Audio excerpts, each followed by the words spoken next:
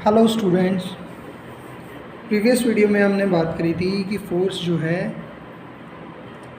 State change कर सकता है, स्पीड चेंज कर सकता है। कोई बॉडी रेस्ट पे है उसको मोशन में ला सकता है, कोई मोशन में है उसको स्पीड दे सकता है और तेज़ भगा सकता है, या स्लो डाउन कर सकता है, या फिर उसको रेस्ट में भी ला सकता है। जैसे कि अगर हम ब्रेक अप्लाई कर दें तो हमारी बाइसिकल स्लो हो जाती है और ज़्यादा ब्रेक अप्लाई करें तो रुक भी जाएगी।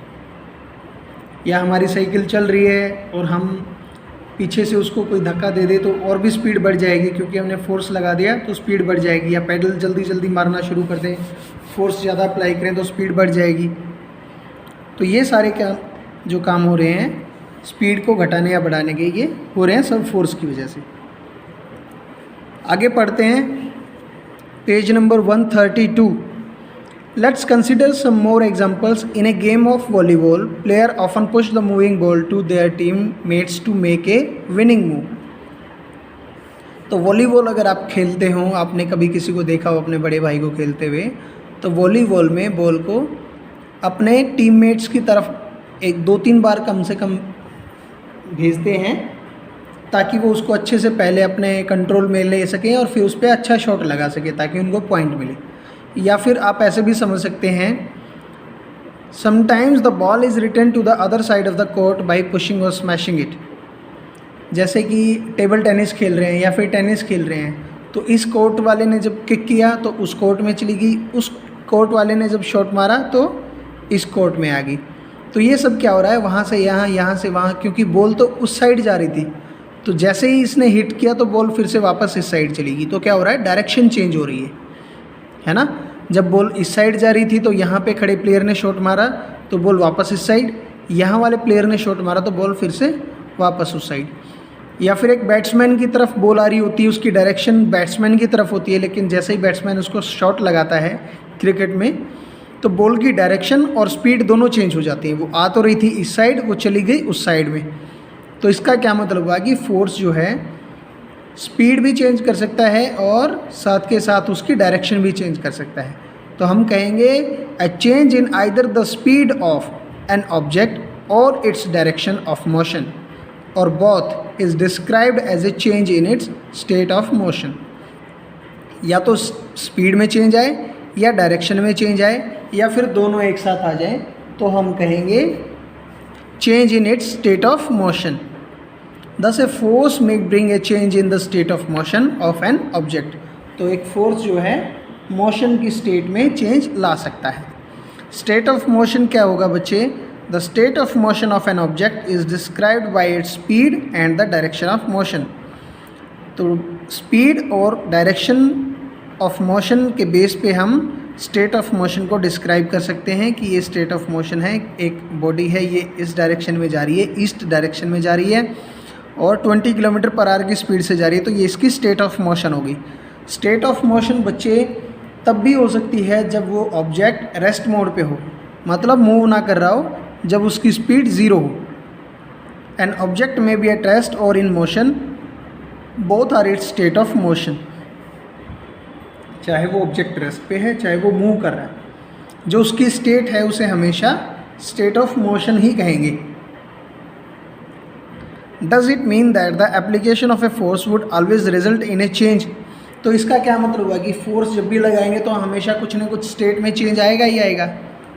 गलत, ऐसा ज़रूरी नहीं है कि हम फोर्स लगाएं और किसी ऑब्जेक्ट की स्टेट में चेंज आ जाए।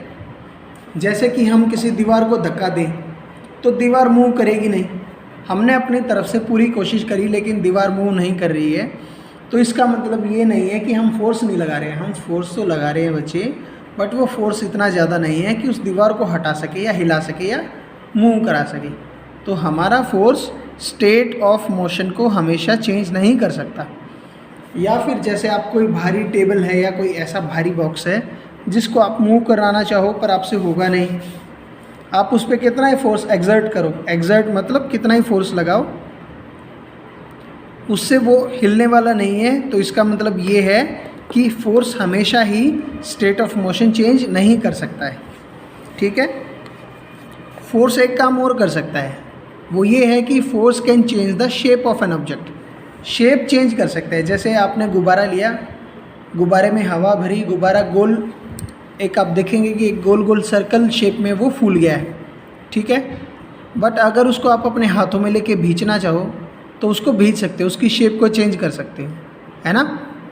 या फिर जैसे आटा गूँथते हैं, आटा गूँथते टाइम भी इसकी शेप चेंज हो जाती है ना।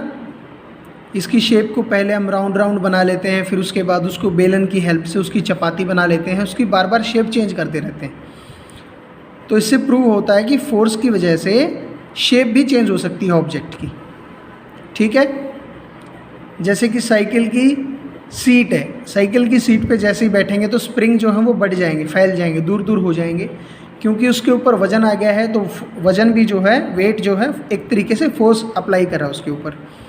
तो इससे क्या होगा कि इनकी जो शेप है वो चेंज होगी। पहले पास पास स्प्रिंग थे, अब दूर दूर चले गए हैं। और एक एग्जांपल ले सकते हैं, जैसे कि आपने अपना जो मेटल वाला स्केल है उसको 2 ईंटों के ऊपर रख के उसके बीच में कुछ वेट रख दिया तो वो बैंड हो जाएगा। या फिर उसको अपने हाथ से भी बैंड कर सकते हैं, पकड़ के अगर आप बैंड कर देंगे तो वो टेढ़ा हो जाएगा, मतलब फोर्स ने उसकी शेप चेंज कर दी है, ठीक है। तो हम यहाँ से ये कंक्लूड कर सकते हैं, कंफर्म कर सकते हैं कि एक फोर्स जो है वो क्या क्या कर सकता है। May make an object move from rest, एक ऑब्जेक्ट को रेस्ट से मूव पे ला सकता है, चला सकता है। मे change the speed of an object if it is moving, अगर कोई ऑब्जेक्ट चल रहा है तो उसकी स्पीड चेंज कर सकता है। मे change the direction of motion, उसकी डायरेक्शन भी चेंज कर सकता है, किसी मूविंग बॉडी की डायरेक्शन भी चेंज कर सकता है। मे bring about A change in shape, और फोर्स जो है किसी ऑब्जेक्ट की शेप भी चेंज कर सकता है। और फोर्स ऐसा भी कर सकता है कि ये तीनों चारों चेंजेस या 2 चेंज या 3 चेंज एक बार में किसी ऑब्जेक्ट में ला सकता है, ठीक है। While a force may cause one or more of these effects, it is important to remember that none of these actions can take place without the action of force. तो यहाँ ये समझने की बात है बच्चे कि जब फोर्स लगेगा तो फोर्स की वजह से ही ये ऐसा कोई चेंज हो सकता है। अगर हमने कोई फोर्स अप्लाई नहीं किया है तो इनमें से कोई भी चेंज नहीं होगा, ठीक है। An object can not move by it self, एक ऑब्जेक्ट अपने आप नहीं चल सकता, अपने आप नहीं रुक सकता, अपने आप नहीं तेज चल सकता, ना अपने आप डायरेक्शन चेंज कर सकता है। कोई ना कोई फोर्स उसके ऊपर ज़रूर एक्ट कर रही होगी, ठीक है बच्चे। तो पढ़ाई करते रहें, बाय बाय।